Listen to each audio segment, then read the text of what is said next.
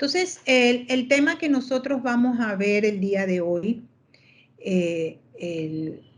lo que vamos a compartir con ustedes es la educación y la gestión emocional en tiempos de pandemia. Lo que vamos a tratar el día de hoy son los factores que determinan el estrés, control emocional, algunas estrategias que como docentes nosotros podemos utilizar dentro de nuestra gestión áulica, y vamos a ver la inteligencia social y emocional, que parecería que las dos son lo mismo, pero no lo son, se complementan. Voy a compartirles un pequeño video, ¿no? Vamos a ver si nos identificamos o quiénes se identifican. Yo creo que el 100% nos vamos a identificar con lo que vamos a ver en el video, desde nuestra labor docente.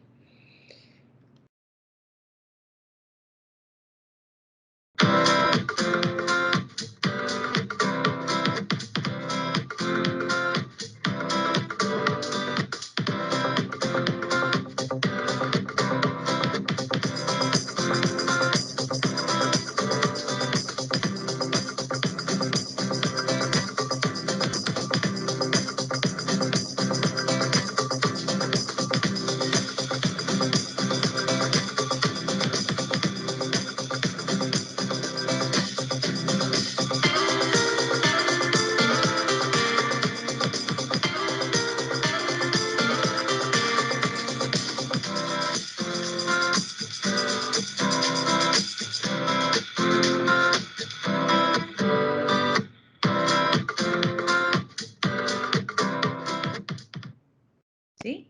Entonces, creo que lo que les acabo de mostrar, creo que es el sentir de todos los que estamos aquí. Claro que cada uno de nosotros es un mundo diferente y cada uno de nosotros hemos podido canalizar de una u otra manera. Cada uno de nosotros hemos vivido situaciones difíciles, donde nuestro hogar ya no solamente es el hogar, nuestro hogar se convirtió en nuestro lugar de trabajo, nuestro hogar se convirtió en la escuela de los niños, nuestro hogar se convirtió en el espacio compartido con nuestra pareja, haciendo teletrabajo. Entonces, es como ya no tenemos ese espacio que teníamos antes, donde íbamos a la oficina, sí, llegábamos muy cansados a la casa, pero podríamos de alguna manera desconectarnos porque nuestro contexto, nuestro entorno cambió y podíamos regresar a la casa, compartir con nuestra familia, dejar de alguna manera el trabajo, el problema, las situaciones, dejarlas allá y disfrutar con nuestra familia. Entonces, esto nos ha causado muchísimo estrés, sobre todo que, no sé, parece que se ha multiplicado ahora el trabajo en la virtualidad, ¿no? Entonces, quiero con ustedes ir viendo un poquito cuáles son esos factores que determinan el estrés. Quiero que comprendamos que el estrés no es solamente algo a nivel emocional o es solamente algo a nivel biológico, no, porque nosotros los seres humanos, nosotros los individuos, somos personas biopsicosociales. Entonces, somos como, yo siempre lo comparo como esta gran máquina o este motor que tienen los coches, ¿no? Los carros. Entonces, este motor nosotros lo vemos desde fuera como una unidad, pero realmente está compuesta de varias partes.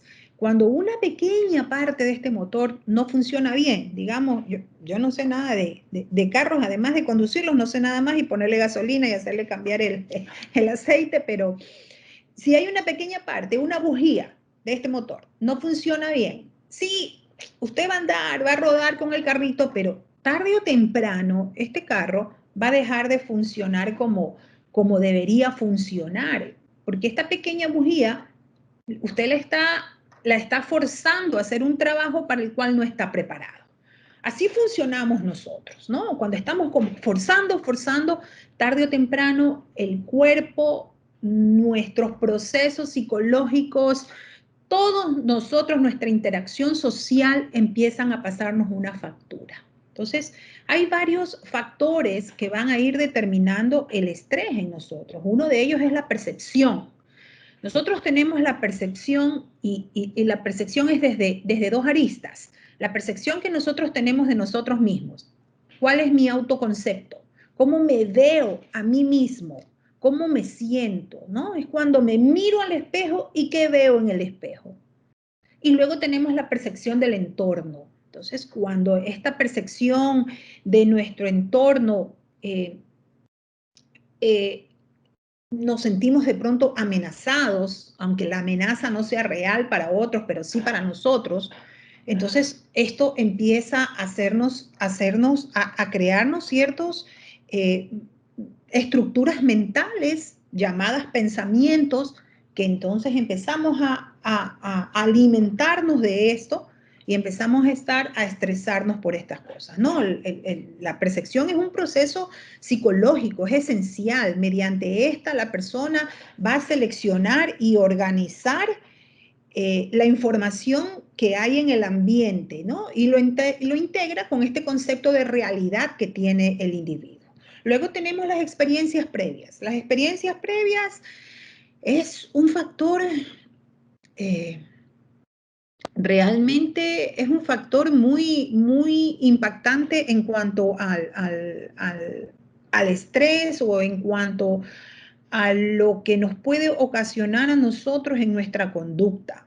Porque la experiencia previa, ¿qué significa? Que una persona puede experimentar una situación como más o menos estresante dependiendo de la familiaridad que ha tenido esta persona con la situación y sus experiencias anteriores y sus experiencias anteriores con los estresores que están presentes en ese momento. Yo creo que para todos el primer semestre del año pasado, cuando empezó la pandemia, bueno, sí, tuvimos una experiencia bastante caótica en algunos casos. En el segundo semestre, creo que yo pienso que el segundo semestre no fue más fácil que el primero, porque como ya tanto nosotros como los estudiantes tuvimos una experiencia bastante dura, ¿no? Porque como yo les suelo decir a los estudiantes, a ver, en esta virtualidad o en este proceso, en esta metodología virtual, la responsabilidad recae mucho sobre el estudiante y no tenemos estudiantes preparados para ser alumnos virtuales. Y muchas veces los profesores pueden ser los profesores más maravillosos en el aula, pero en la virtualidad les cuesta muchísimo, porque no todo profesor puede ser profesor virtual, pero finalmente es lo que tenemos y es con lo que tenemos que trabajar. Entonces, eso generó que esta experiencia anterior uno se ponga como a la defensiva, ¿no? Yo creo, y lo digo desde mi propia experiencia, este semestre, por ejemplo, yo siento que hemos iniciado de mejor manera con los chicos, ¿no? Con los colegas, con todos, porque ya hemos, de alguna manera, hemos ido generando herramientas que nos permitan ir manejando. ¿Por qué? Porque ya tuvimos esa experiencia previa. Luego tenemos el respaldo social. El respaldo social, recuerdan que yo hablaba de que los seres humanos somos biopsicosociales. Aquí está esta parte de la interacción social. Es importantísima cuando hay la existencia o la ausencia de personas que influyen en la manera en cómo nosotros experimentamos todas las cosas en nuestro entorno, ¿no? Y respondemos a estos agentes que hay en nuestro entorno. Todos hacemos nosotros, todos tenemos un proceso de socialización y hay agentes de socialización involucrados en este proceso. Entonces, por ejemplo, aquí una parte importantísima ahora que hemos vivido todo esto de la pandemia ha sido la familia, pues, porque la familia finalmente cumple la función de apoyo y de protección psicosocial. Es un agente protector y un agente estabilizador, porque nos ha permitido de alguna manera ir generando, ir adaptándonos a estas nuevas circunstancias. Y tenemos pues las diferencias individuales. Finalmente pues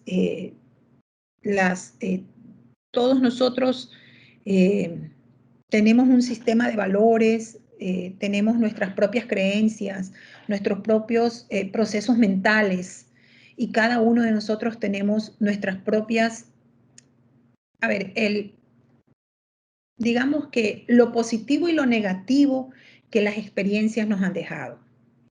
Eso genera que nosotros tengamos diferencias con las demás personas. Ahora, imagínese usted trabajando con 30, 40 estudiantes en cada aula, o 20 o 10, el número de estudiantes que tenga, y esto multiplícalo por 5, por 6 cursos que usted pueda tener. Sume todas las diferencias individuales que hay, ¿no? Entonces, tenemos que tener presente que las diferencias individuales van siempre a incidir en la motivación, en la actitud, en las, incluso en las habilidades que las personas manifiestan al momento de realizar una tarea. Bien, nosotros vamos a enfocarnos en los síntomas emocionales, ¿no? En eso vamos a enfocarnos. Ya vimos que nosotros somos seres biopsicosociales y que todo está relacionado, ¿no? Nosotros tenemos lo que llamamos las emociones primarias, ¿no? Nos enojamos, nos ponemos felices, nos da miedo, nos asustamos. Esas son emociones primarias, no son emociones aprendidas. Esas son emociones que el ser humano debe experimentarlas, porque es la única manera en que a usted el cerebro le dice, hey, ponte alerta. Entonces, si ves algo que te da miedo, entonces inmediatamente todos hemos experimentado miedo en algún momento, ¿verdad? Entonces, si algo me da miedo, inmediatamente, ¿qué pasa conmigo? Mi corazón se acelera, siento que la sangre se me agolpa en las extremidades inferiores, ¿verdad? Si me da tristeza, felicidad. Entonces, todo está vinculado en el ser humano. Entonces, estas emociones, así como tienen un detonante, también tienen una... le va a hacer que usted tenga un accionar, ¿no? Entonces, si yo tengo miedo, ¿qué puedo hacer? Después de sentir todo esto a nivel biológico, ¿puedo huir o me quedo paralizada? Si siento felicidad, ¿qué hago? Quiero compartir con todos, me siento una persona muy sociable, quiero fraternizar, quiero reunirme en familia, pero si me siento triste, ¿qué hago? Me aíslo, hago lo contrario. ¿Ven? Entonces, no es que esté mal sentir todas estas emociones, está bien sentir estas emociones. Todos en las pandemias perdimos a alguien, si no fue un familiar, perdimos a alguien querido, ¿no? Yo particularmente en la pandemia perdí 3 amigos muy queridos de 20 años y más de 20 años de amistad. Y fue sumamente duro porque de repente el día lunes el amigo estaba publicando algo en las redes sociales y el miércoles o jueves había fallecido. Entonces,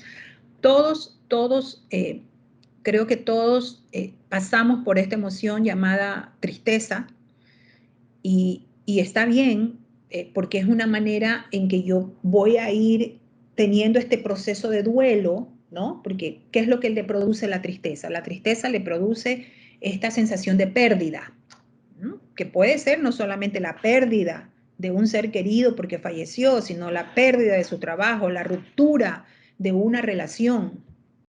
Muchos perdimos o muchos perdieron sus trabajos, o quizás tenían 2 trabajos, perdieron uno de ellos. En el sector público se bajaron los sueldos. Todos de una u otra manera pasamos por un proceso de pérdida durante la pandemia, y eso nos afectó emocionalmente. Y está bien, teníamos que vivirlo y sentirlo. El problema es cuando esta sensación, esta tristeza, esta emoción dura demasiado tiempo.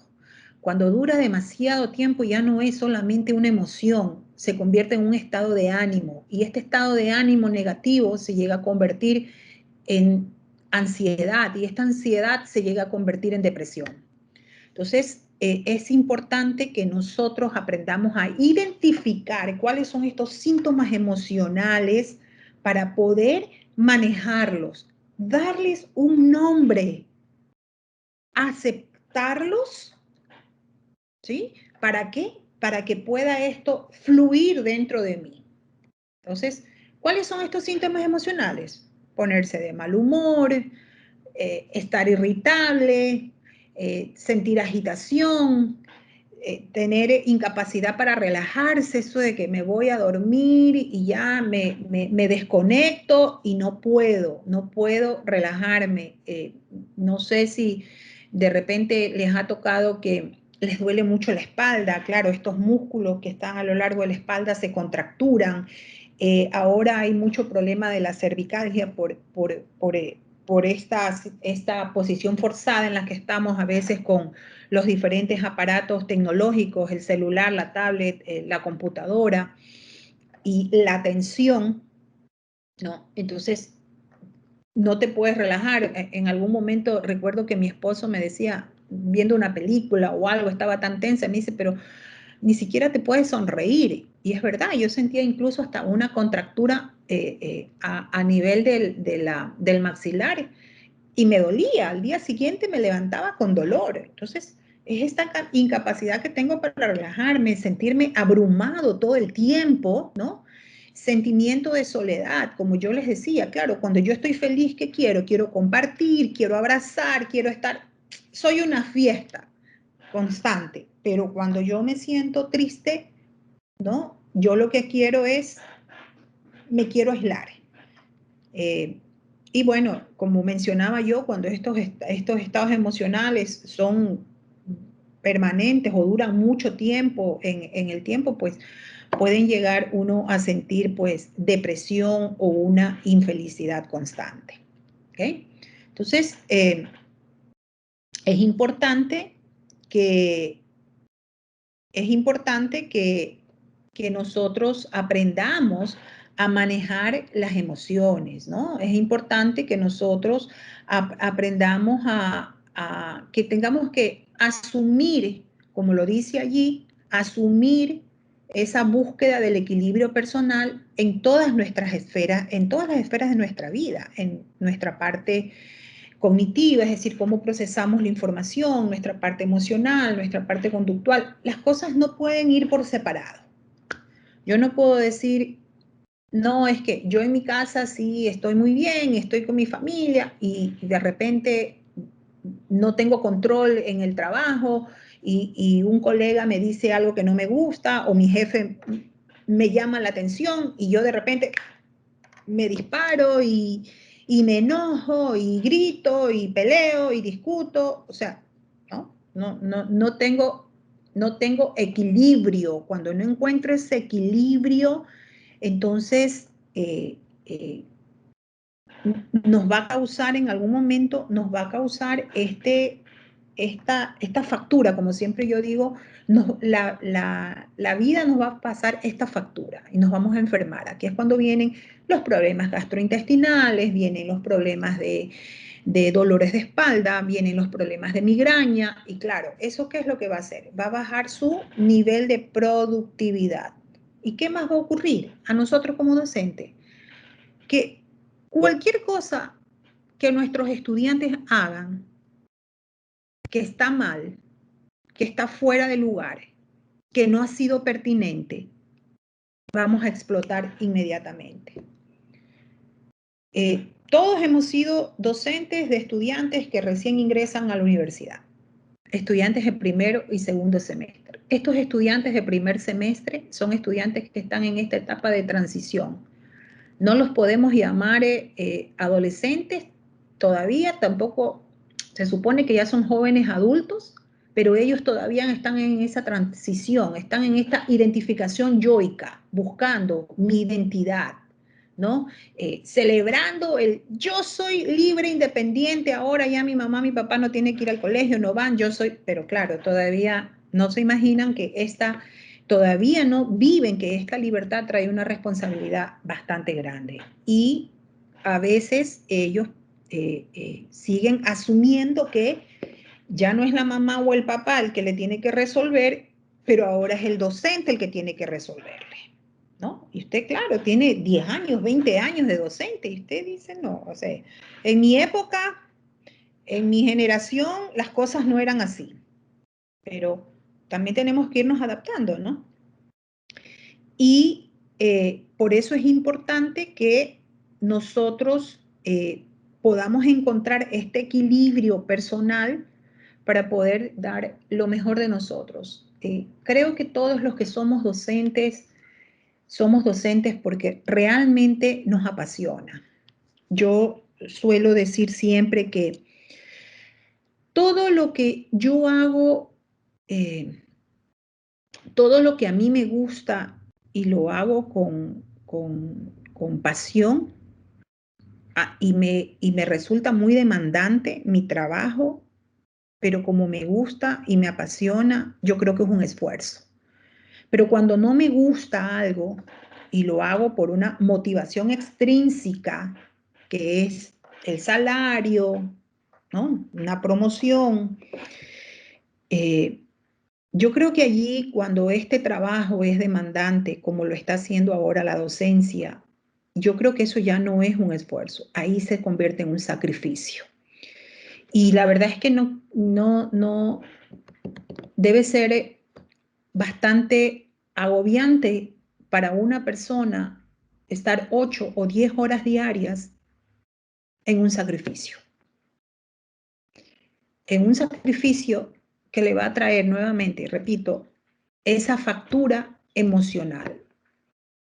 ¿Y qué es, qué es lo que voy a hacer? Yo voy a, como lo vimos hace un rato, ¿no? Estoy malhumorado, estoy mal genio, estoy fastidiado.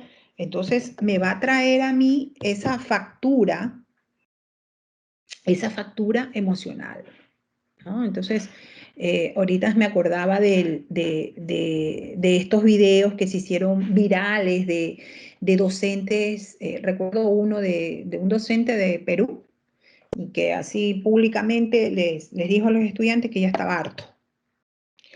Yo me pongo en los zapatos de él y lo comprendo, porque esto ha sido ha sido muy agobiante para nosotros, los docentes. Pero también me pongo en los zapatos del estudiante. Él es un estudiante que está entre 18 y 20 años, en una generación que creo que está, que la percepción de su realidad es que todo es fácil. ¿Por qué? Porque ese ha sido el impacto de la tecnología. Cuando yo era estudiante y me mandaban una investigación, ¿qué hacía? Tenía que ir a la biblioteca. Creo que todos nosotros compartimos lo mismo. Íbamos a la biblioteca. Entonces estábamos 2, 3 horas o comprábamos el libro, teníamos que leernos el libro. Pero ya nuestros estudiantes, sobre todo los que recién han ingresado, ya viven en el mundo del facilismo que es el Internet. Entonces, yo recuerdo que uno le decían, lee un libro y tenías que leer el libro de 200 páginas y hacer el ensayo, ¿verdad? Entonces ahora el estudiante dice, lee un libro y entra a Google y busca el resumen del libro. Lo preocupante es lo que hay detrás de esto, porque es una generación que se está acostumbrando a que así de fáciles son las cosas. Pero es algo con lo que nosotros tenemos que, lo cual tenemos que adaptarnos, porque tenemos que ir adaptándonos a lo que poco a poco nos va dando el mundo, cómo va cambiando y cómo va la tecnología, cómo ha hecho que estos chicos tengan esta percepción de su entorno diferente a la que tenemos nosotros, ¿no? Entonces, bueno, en otras palabras, pues, todos nosotros somos responsables y dueños de nuestros pensamientos, de nuestros sentimientos y de nuestras acciones. Miren, hay dos escenarios aquí, el que yo puedo controlar y el que no puedo controlar. Y a veces nos enfocamos tanto en lo que no podemos controlar y eso es como estar nadando contra corriente constantemente. Pero ¿qué es lo que yo puedo controlar? Yo puedo controlar cómo pienso, puedo controlar lo que hago, puedo controlar mis acciones. ¿Y de qué manera yo voy a tener este equilibrio emocional? yo voy a tener este equilibrio emocional cuando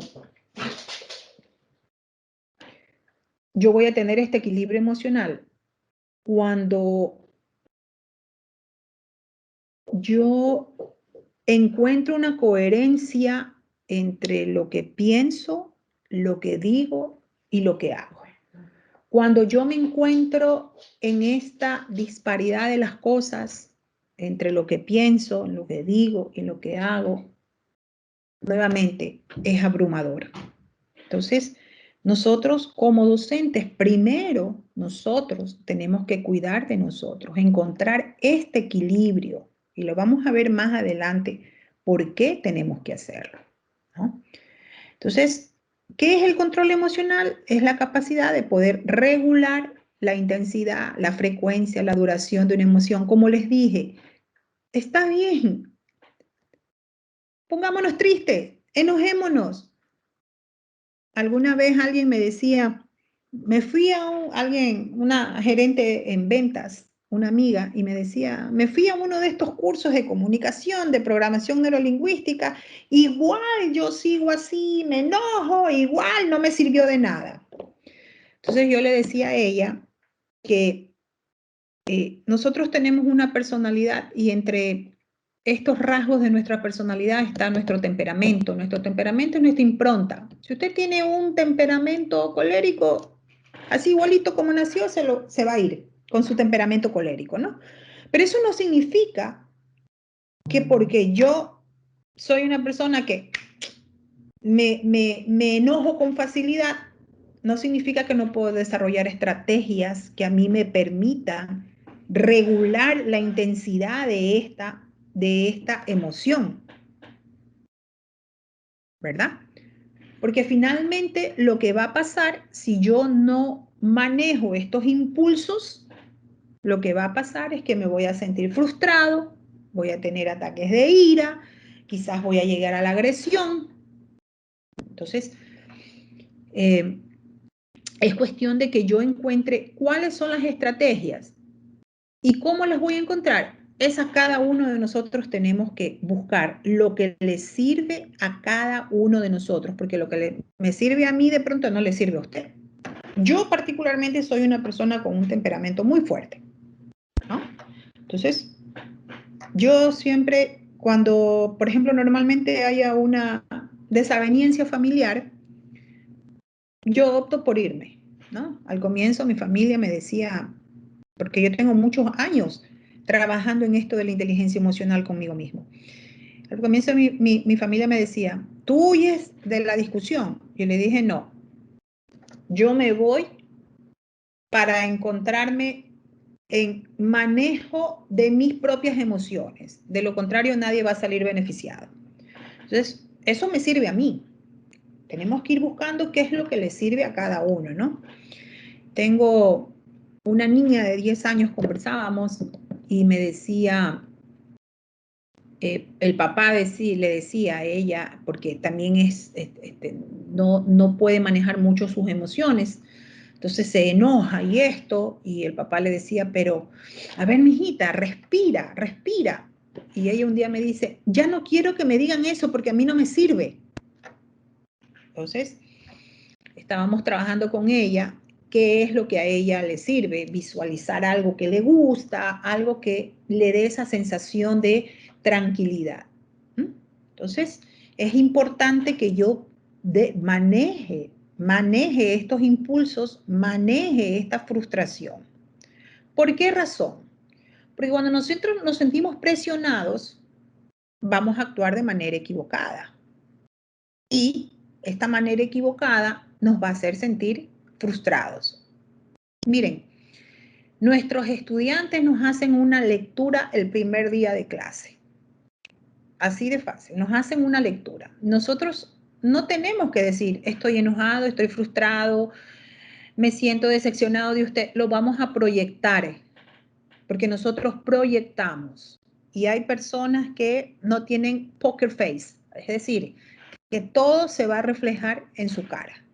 Cómo se siente se va a reflejar en su expresión.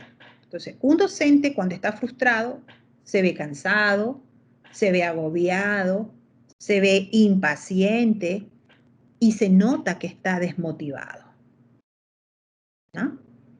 Pero ¿qué es lo que nosotros queremos? Nosotros queremos proyectar otra cosa, queremos proyectar y eso es lo que debemos buscar, que estamos motivados, que estamos positivos. Claro, yo no hablo de estos falsos positivismos, ¿no? Positivos, claro, en una realidad, pero en control de esta realidad, que somos tolerantes. Finalmente, nosotros somos el modelo, pues, de nuestros alumnos. Nosotros estamos aquí para formarlos a ellos, no solo en el conocimiento. Estamos aquí para formar en ellos unas habilidades blandas, que es lo que demanda el mercado laboral. Entonces, insisto, si a mí me gusta lo que hago, que es la docencia, debe apasionarme. Y si me exige mucho, y con estos estudiantes de esta generación del que yo le digo la generación de que lo ven todo más fácil, la generación del facilismo, estos estudiantes, pues yo tengo que reinventarme, porque si yo elegí ser docente, yo elegí ser una persona que va a impactar en la vida de un ser humano, y nosotros no vamos a impactar en la vida de un ser humano, vamos a impactar en la vida de muchos, y todos ellos serán profesionales en un futuro. Entonces, eso es lo que debemos buscar. Yo no les digo que hoy hacemos este webinar y mañana ya estamos todos diferentes. Esto es un trabajo, pero el trabajo tiene que empezar por nosotros. No podemos pedir algo que nosotros no estamos dando a nuestros estudiantes. Entonces tenemos que ser tolerantes, tenemos que ser claros en las cosas que decimos, tenemos que ser directos también en las cosas que decimos. Entonces, pero, ¿cómo funciona esto? A ver, como les decía hace un momento, para que esto funcione, nosotros tenemos que partir con el ejemplo. Como lo dice ahí, no podemos fomentar el control emocional en nuestras aulas si nosotros no somos capaces de comprender, aceptar, controlar nuestras emociones, primero. Entonces, formémonos, busquemos qué es lo que a nosotros nos puede ayudar. Prestemos atención a esa vocecita, a ese yo interno. Vea cuál es la percepción que usted tiene, acéptese, sepa cuáles son sus fortalezas y sepa cuáles son sus debilidades. Tomemos decisiones adecuadas, pero no las decisiones que nos llevan a tomarlas con la emoción del momento. Sí, que los estudiantes a veces salen con unas cosas, a veces hay estudiantes que de pronto pueden ser un poco impertinentes, a veces yo les digo a los chicos, yo me tomo tanto tiempo para darles un trabajo con todas las instrucciones y ustedes me escriben preguntándome qué es lo que tengo que hacer. Entonces, hay ciertas estrategias que yo también puedo utilizar, como por ejemplo, poner las reglas claras desde un comienzo, publicadas y todo, ¿no? Y socializadas. De tal manera, usted se relaja el resto del semestre. No tengo por qué estar repitiendo a cada rato lo mismo, porque eso es algo que nos frustra mucho, ¿no? Entonces, cuando nosotros también tenemos que ser empáticos, ¿no? Vamos a ver también la empatía y el rapport, ser empáticos, ponernos en los zapatos de ese estudiante. Nosotros no sabemos tampoco cuál es la realidad que ese estudiante está viviendo. A lo mejor ese estudiante está siendo víctima de violencia intrafamiliar y no sabe cómo canalizar las cosas y de repente es impertinente en la clase, de repente es muy payaso en la clase, te interrumpe o no rinde, no produce como uno espera. En fin, muchas actitudes que pueden tener los chicos, pero nosotros no sabemos cuál es esa realidad que ellos están viviendo. Entonces, nosotros tenemos que ser primero adultos coherentes y adultos empáticos para poder trasladar, como dice ahí, esa coherencia a nuestros alumnos. ¿Okay? O sea, algunas estrategias que yo puedo utilizar en el aula. Primero, permita que sus estudiantes a veces se desahoguen.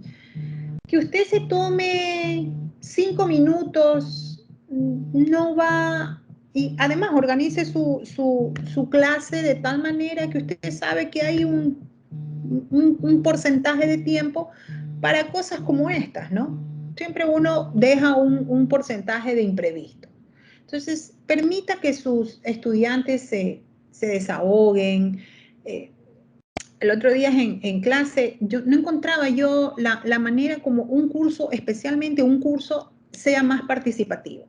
Entonces yo desde acá decía que será que seré tan aburrida en la clase, será que no les interesa, pero esta misma clase la doy en 3 paralelos más y es diferente el comportamiento de ellos. Entonces empecé a hablar de otras cosas cualquiera, ¿no? Y hablábamos de quién era su superhéroe favorito, entonces yo les preguntaba, ¿y cuál es su supervillano favorito? Cosas que van rompiendo el hielo, ¿no? Y también por allí voy, aprovecho y voy hablando del manejo de sus emociones, etcétera, etcétera. Entonces, la clase cambió, la actitud de ellos es que para todo lo que ustedes hagan tienen que siempre la actitud es como, es lo que ustedes le van a poner a todo lo que ustedes hacen, su actitud, ¿no? Entonces, díganle que ustedes también están aprendiendo junto a ellos. Aclare los cuestionamientos de los estudiantes. Si de pronto el estudiante, y eso es algo que nosotros peleamos constantemente, por ejemplo, por lo menos a mí me sucede, ¿no? Estamos en la virtualidad y yo les explico a los chicos. Miren chicos, esto es lo que sucede cuando ustedes no prenden sus cámaras. Entonces, claro, háblele a las personas como ellos quieren escuchar. Entonces, ¿qué les digo yo? Estas clases ya se parecen a los memes estos donde dicen que nos hemos convertido en una sesión espiritista. Entonces, estoy llamando al uno al otro porque no sé si están ahí. Entonces, los chicos empiezan a prender sus cámaras, le parece jocoso. Claro, enseguida se conectan porque ellos están que el TikTok, que los memes, que cosas así. Entonces, yo lo que hago es conectarlos enseguida a la clase, ¿no?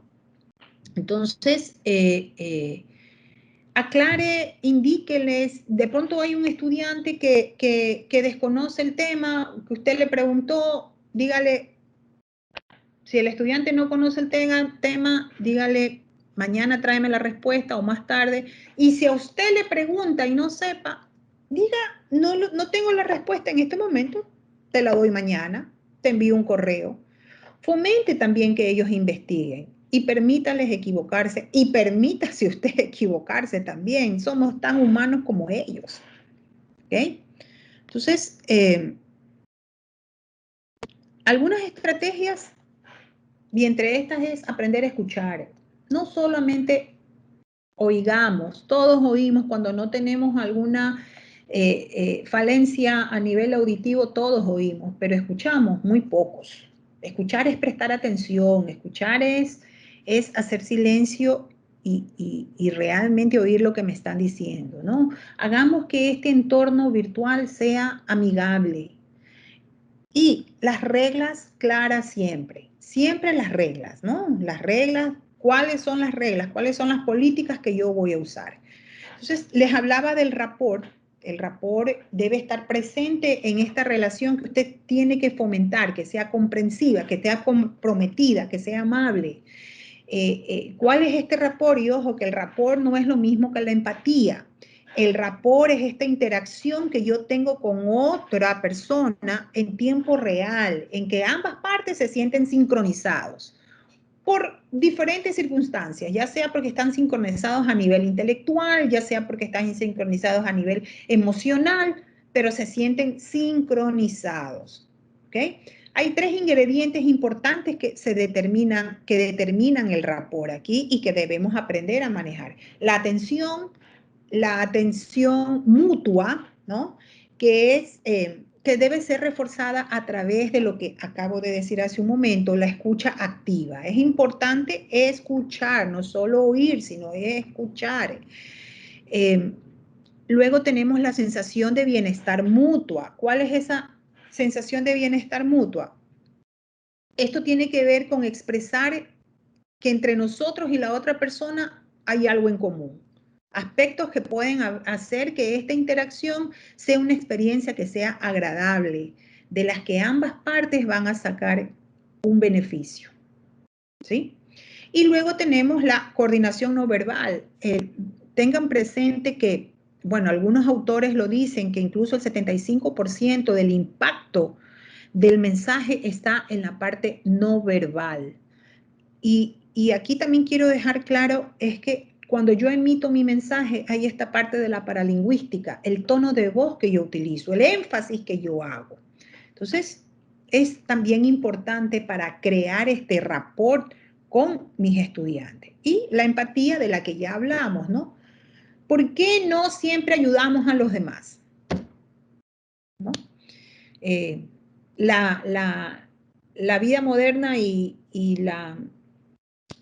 la pandemia nos ha llevado a relacionarnos a distancias, ¿no? Y como lo dice así, nosotros no experimentamos esa inmediatez, ese contacto emocional directo. Y a veces es solamente porque ser simpático no significa ser empático. Ser empático es decir, yo acepto y entiendo tu realidad. Puedo no estar de acuerdo, pero acepto y entiendo tu realidad. Ahora sí, hagamos rapport y busquemos una solución para esa realidad de esa persona. ¿Ok? Entonces, eso es lo que nosotros, los seres humanos, miren, tenemos esta tendencia a tener iras, a tener celos. Aquí están estas emociones primarias que ya las hablamos y también estas secundarias que son aprendidas, como la envidia, el egoísmo, ¿no? Y a veces aprendemos a ser agresivos, aprendemos a ser violentos, porque eso tiene que ver mucho con la formación que nosotros tenemos, empezando desde nuestra propia crianza y nuestras propias situaciones de vida, nuestras experiencias. Pero también hay cosas que son muy fuertes y también podemos sentir bondad, podemos sentir compasión, podemos sentir cooperación. Miren, esto no nos hace personas débiles, esto nos hace personas empáticas. Entonces, démonos ese chance de sentir también esto, ¿ok? Entonces, debemos ir trabajando la inteligencia social y la inteligencia emocional, que como les dije, están relacionadas, pero no es lo mismo, ¿no? Toda inteligencia implica que nosotros estamos en la capacidad de poder resolver un problema. Y todos nacemos con un coeficiente intelectual. Pero lo que tenemos que aprender es a desarrollar tanto nuestra inteligencia social como nuestra inteligencia emocional. ¿Qué es esto de inteligencia social? Simple y sencillo. La habilidad para comprender y dirigir tanto a hombres como a mujeres a actuar sabiamente en las relaciones humanas. Hablamos de relaciones humanas. Aquí tiene que ver mucho la inteligencia intrapersonal, es decir, la relación con el otro, ¿no? Debemos trabajar en esa empatía primordialmente, sentirnos sintonizados. Aquí vamos a hablar como hablamos ya del rapport.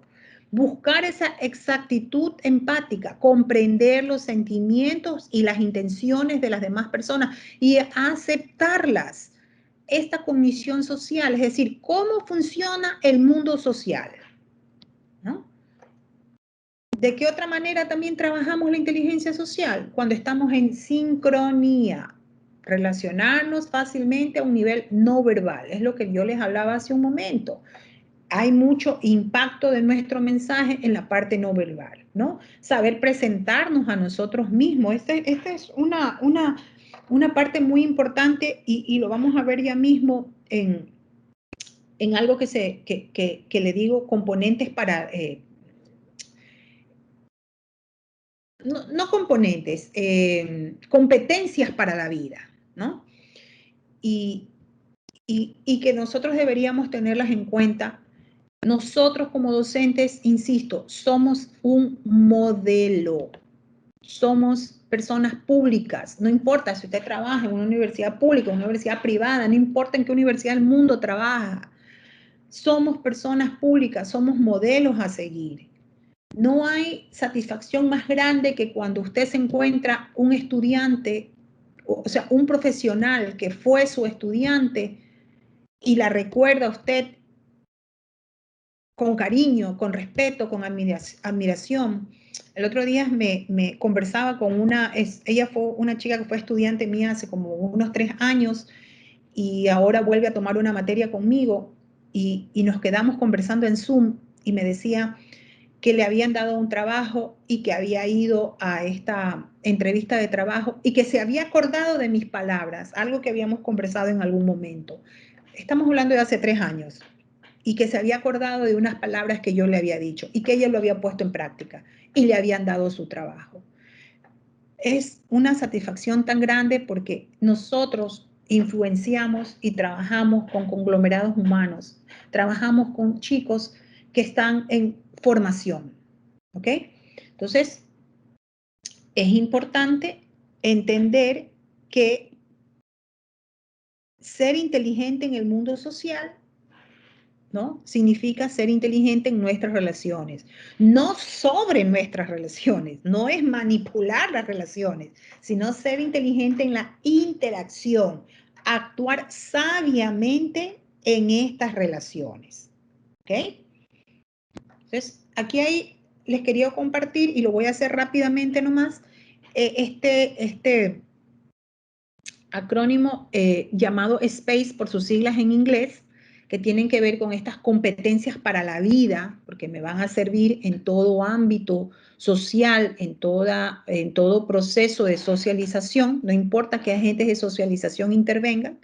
Entonces tenemos este llamado SPACE, por sus siglas en inglés, la conciencia situacional, la presencia, la autenticidad, la claridad y la empatía. ¿Qué es esto de la conciencia situacional? Es estas situaciones que nosotros vivimos con las diferentes personas, la interacción en el contexto en el cual nosotros nos manejamos. Nosotros, desde el punto de vista sociológico, somos personas con diferentes roles en la sociedad y diferentes estatus.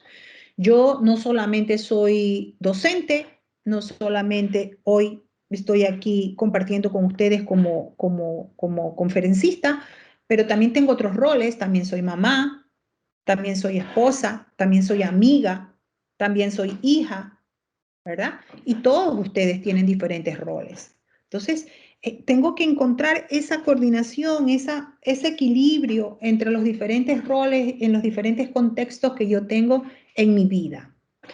La presencia, que es cómo se presenta usted en las diferentes situaciones, ¿no? Que tiene que ver no solamente con su presencia física, con su manera de vestirse, sino en cómo usted se comporta en esos diferentes roles que yo tengo. Luego tenemos la autenticidad, ¿no? Comportarse honestamente. Aquí viene esto que hablé hace un momento, encontrar la coherencia entre lo que pienso, hablo y hago, ¿no? Ser auténtico, tener también claro que cuáles son mis valores, la integridad, tener claro este sentido de integridad, de lealtad, ser agradecidos, ¿ok? La claridad, esta habilidad de poder yo, a través también de esta autenticidad, de poder persuadir y conseguir, ¿no? Transformar a estas personas de las cuales nosotros somos responsables, que son nuestros estudiantes. Y la empatía, de la cual ya hablamos, que es esta habilidad de poderse conectar con la gente y conseguir que se muevan, ¿no? Y generar este rapport, más que nada, generar este rapport y conseguir que la gente acepte también, no solamente usted acepte su realidad, sino también acepte la suya, ¿no? Pero siempre con mucho respeto. Y buscar finalmente qué es lo que nos hace felices, como les dije hace un momento. Busquemos la estrategia, qué me funciona a mí, ¿sí? ¿Qué es lo que a mí determina mi felicidad? Felicidad es subjetiva, porque lo que me hace feliz a mí no lo hace feliz a usted. Entonces, mis amigos, los parientes, la pareja, los hijos, el trabajo, ¿Ve? Las relaciones, como dice ahí, las relaciones sociales funcionan como una vitamina emocional. Todos los días nos preocupamos de tomarnos el calcio, de tomarnos la vitamina E, el zinc, todo lo que tomamos ahora, ¿no? La vitamina C para cuidarnos de nuestro sistema inmunológico a causa, pues, de lo que hemos vivido por esto de la pandemia. ¿Y qué tal si buscamos esa vitamina emocional? ¿Qué tal si alimentamos estas emociones? ¿Qué tal si pensamos y estamos agradecidos y decimos, qué bien, tengo un trabajo y qué bien, me gusta mi trabajo?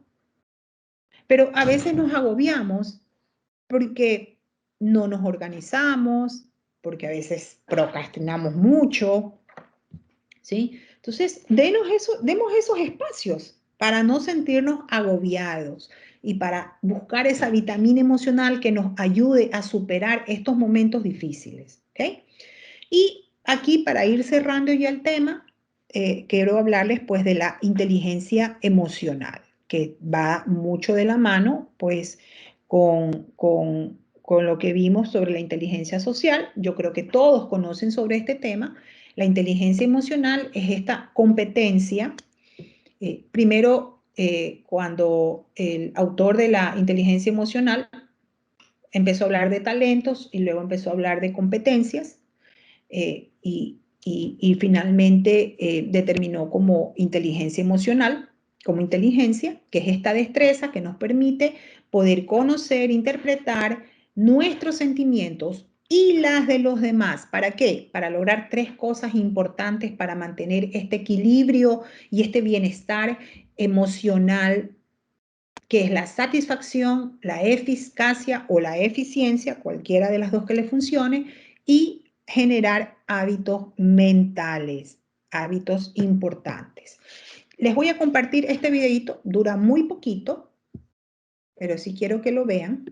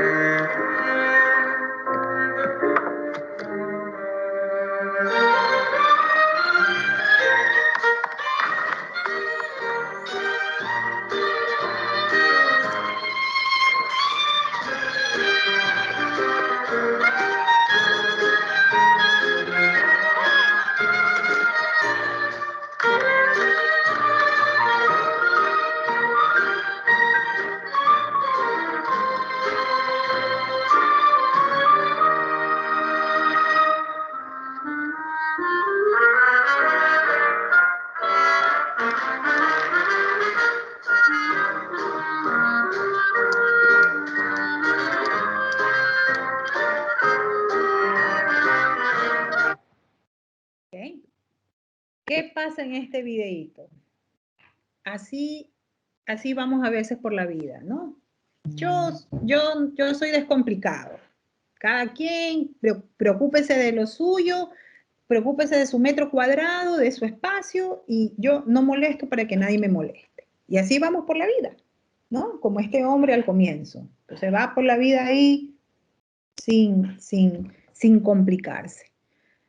Y decimos que somos emocionalmente inteligentes. No, Eso no es ser emocionalmente inteligente, eso es ser cómodo, porque voy por la vida sin complicarme, sin pensar en los demás.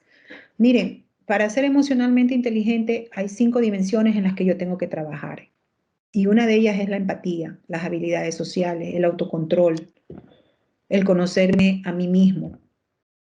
Son dimensiones en las cuales yo tengo que trabajar para decir que soy emocionalmente inteligente.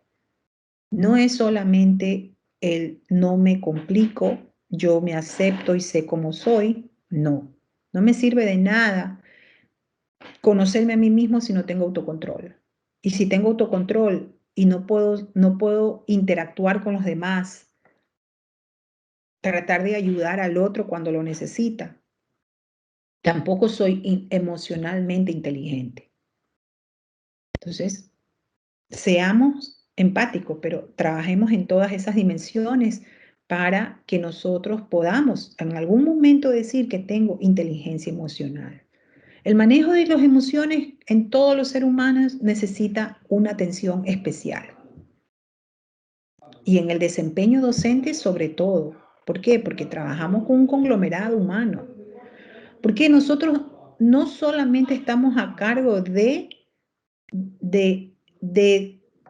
darles conocimiento a los estudiantes en su área, no solamente estamos a cargo de formarlos para que sean profesionales con conocimientos en esa área, sino también debemos fomentar valores en ellos, que sus expresiones siempre deben reflejar su estado interior, colegas docentes, su tranquilidad, su paz, su equilibrio, el yo puedo controlar estas emociones, ¿no? Entonces, yo por eso debo manejar estas habilidades que les acabo de mencionar. Miren, si el docente no tiene autoestima, si le falta ese reconocimiento social, si siente que no tiene esa palmadita en la espalda, que no se siente que tiene esta motivación intrínseca, si no siente vínculos con las personas, con sus colegas, en su trabajo, es decir, no tiene este primero sentido de pertenencia a sí mismo y luego ese sentido de pertenencia al lugar en el cual trabaja, entonces todos sus objetivos, todo lo que usted hace, su misión, se va a ver alterado. Y eso va a repercutir en usted como el profesional, ¿no? Como estoy usando aquí este logo de la universidad, dice, mañana es lo que haces hoy, definitivamente, ¿no? Entonces, tenemos que buscar en sentirnos conectados primero con nuestro interior. Definitivamente, pues, y aquí sí lo voy a leer textualmente porque me parece muy, muy pertinente. Si la dimensión emocional es la clave en las relaciones humanas y la práctica docente se desarrolla en escenarios interactivos, entonces es válido el llamado de atención a todos y cada uno de los que practicamos la docencia, a cualquier nivel. Debemos desarrollar explícita e implícitamente competencias socioafectivas. ¿Por qué? Esto es lo que vengo diciéndoles durante toda la charla, la clave de las relaciones humanas. ¿Sí? Nosotros trabajamos con personas, entonces debemos trabajar en esa dimensión emocional. ¿Cómo es un docente emocionalmente inteligente? Cuando está conectado con la misión, con su vocación, con su rol, con los valores, cuando está presente en el aula, en cuerpo, alma y emoción y disfruta, porque usted proyecta, no tiene que poner unas lucecitas de neón y decir, estoy disfrutando la docencia, usted lo va a proyectar.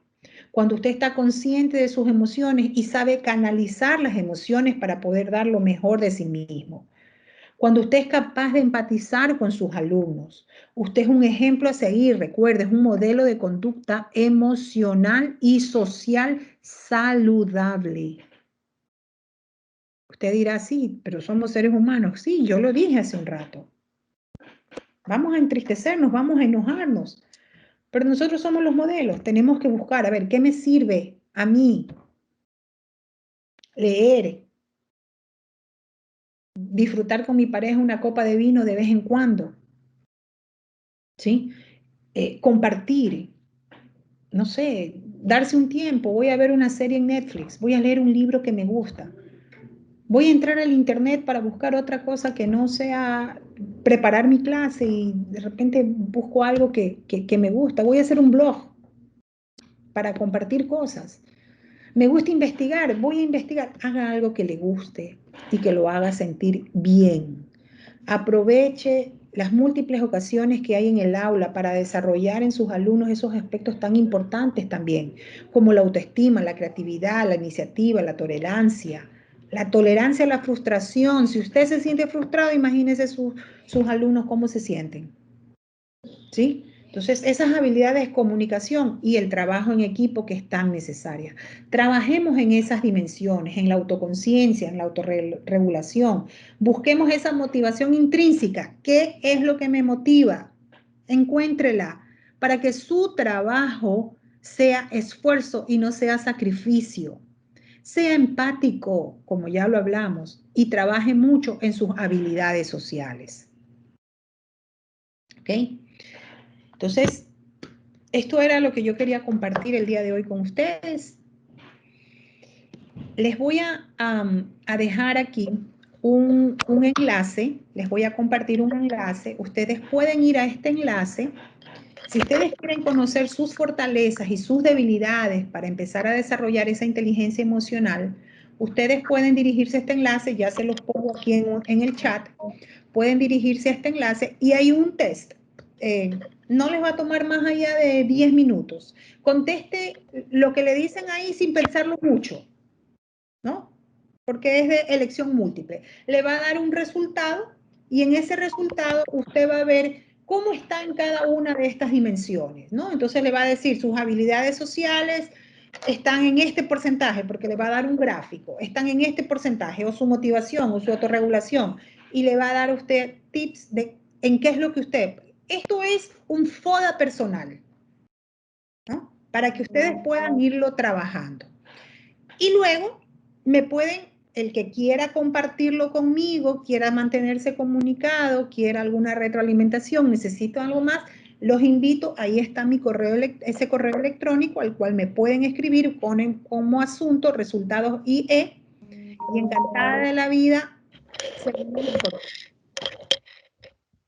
Muchas gracias. Y próximamente estaremos enviando nuevas invitaciones con mucho gusto para que participen, válgase esa redundancia, esa participación y que participen en nuevos eventos acá dentro de la UDLA y desde el CEA. Lorena, para cerrar.